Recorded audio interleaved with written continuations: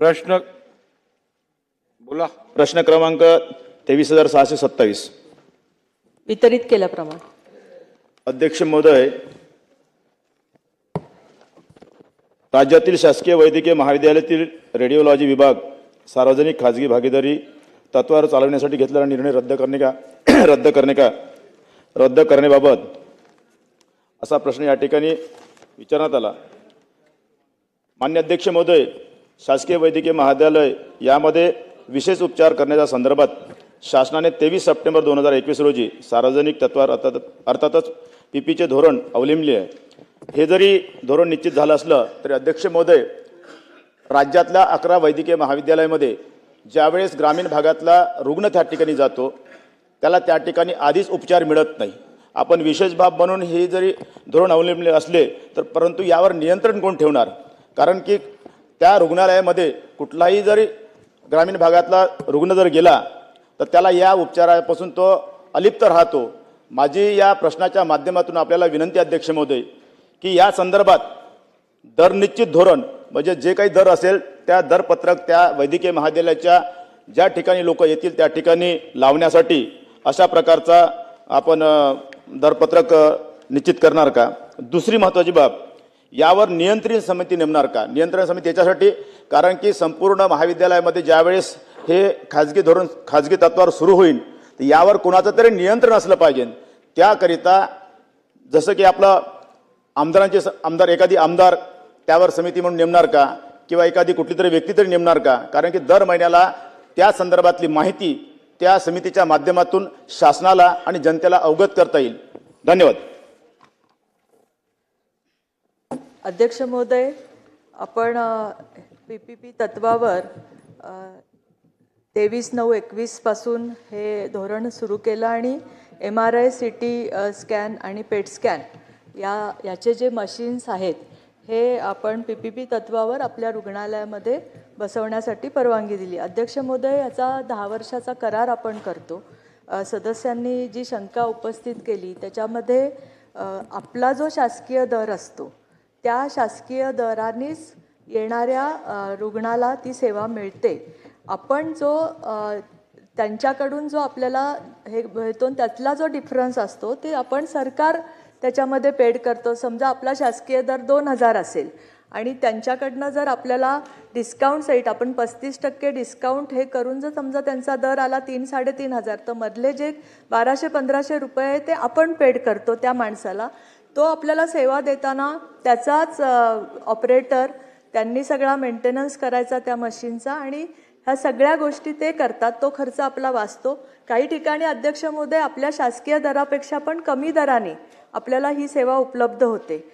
त्यामुळे ह्याच्यामध्ये कुठलाही भार रुग्णावर अध्यक्ष महोदय येत नाही. दुसरी गोष्ट जे त्यांनी सांगितलं की समिती वगैरे नेमणार का, तर अध्यक्ष महोदय जेव्हा OPDमध्ये पेशंट जातो तर तिथेच याचं बिल वगैरे केलं जातं. त्यामुळे असं नाही आहे की कुठल्याही वेंडॉरला तो डायरेक्ट पैसे देतो. त्यामुळे मला असं वाटतं की त्याची काही गरज नाही आणि सगळ्या रुग्णालयामध्ये हे बसवल्यामुळे पीपीपी तत्वावर जसं आपल्याला मुंबई आणि नागपूर आपण क्लस्टर केला अध्यक्ष महोदय, 11 संस्था मुंबईच्या आणि नागपूरच्या 8 संस्था आपण ह्याच्यात घेतल्यात तर त्या अतिशय चांगल्या पद्धतीने आपल्याला ह्या सेवा मिळत आहेत अध्यक्ष महोदय.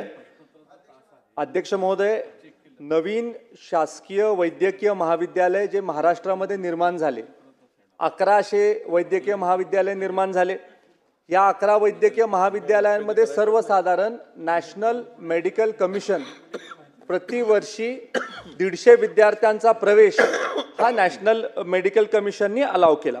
अध्यक्ष महोदय, 150 इंटेकच्या मेडिकल कॉलेजला परवानगी देताना नॅशनल मेडिकल कमिशननी काही नॉर्म्स घालून दिले. ते नॉर्म्स अध्यक्ष महोदय काय आहे? स्टाफचे नॉर्म्स घालून दिले.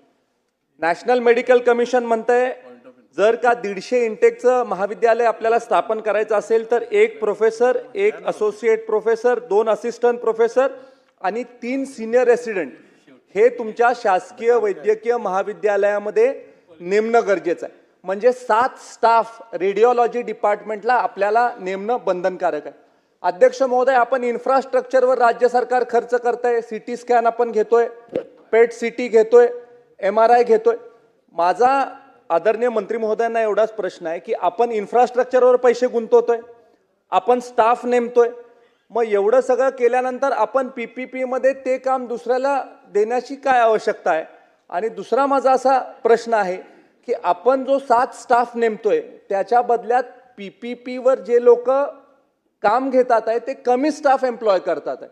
म्हणजे आपल्या कॉलेजला जर का 7 लोक आपण नेमत असू तर सातारची मी आज माहिती घेतली तर 5च लोक PPP मोडवर ते देतात आहे. मग अशामध्ये आपल्याकडे स्टाफ आणि इन्फ्रास्ट्रक्चर असताना आपण त्यांना का चान्स देतोय? हा अध्यक्ष महोदय आपल्याद्वारे मला प्रश्न करायचा.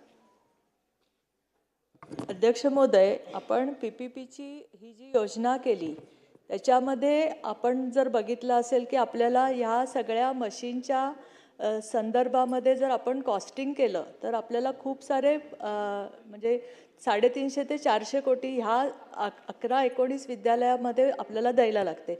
विषय तो नाही आहे, स्टाफचा नाही आहे. त्यांच्याकडनं आपल्याला ऑपरेटर येतात, त्यांच्याकडनं मेंटेनन्स होतो आपल्या मशीनचा, प्लस आपल्याला मशीनला कॅपिटल कॉस्ट इन्व्हेस्ट करायला लागत नाही.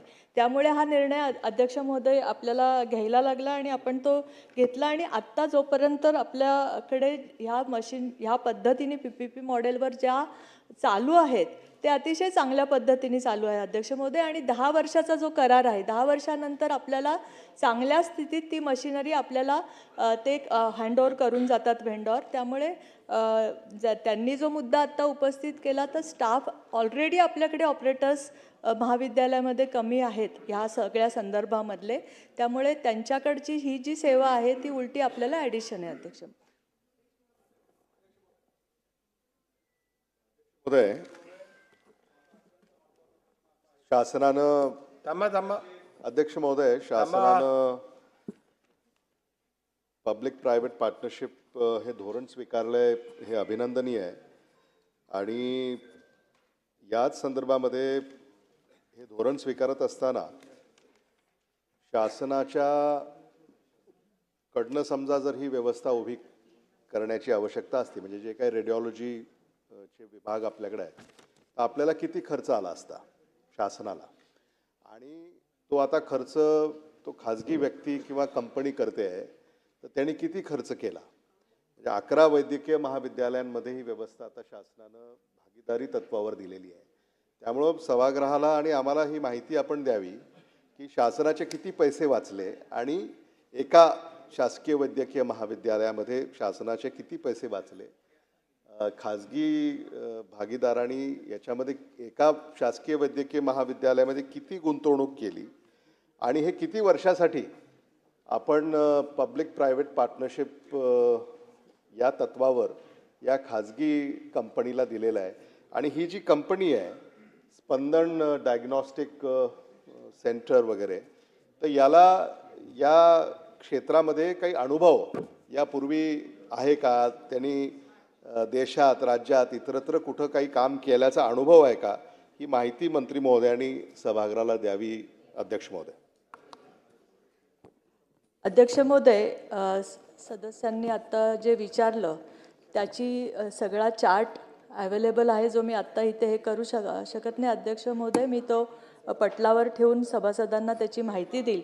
आणि कंपनीच्या बाबतीमधला पण जर तपशील त्यांना हवा असेल तर तो पटलावर ठेव. अध्यक्ष महोदय, माझा अत्यंत महत्त्वाचा असा प्रश्न आहे.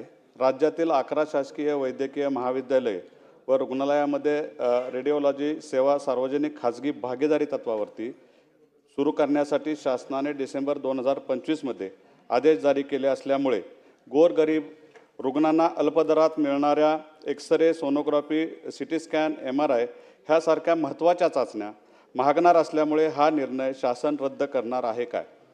आणि निर्णय रद्द करणार नसल्यास PPP तत्वावरील शासनाच्या आदेशानुसार सदर चाचण्या गोरगरिबांसाठी मोफत अथवा सवलतीच्या दराने देण्याबाबत शासनाने निर्णय घेतला आहे काय?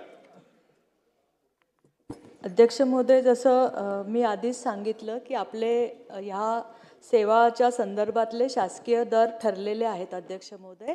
आणि आपण कुठल्याही रुग्णावर ह्याचा अतिरिक्त भार येत नाही. शासकीय दरानेच त्याला ह्या सेवा उपलब्ध आहेत अध्यक्ष महोदय.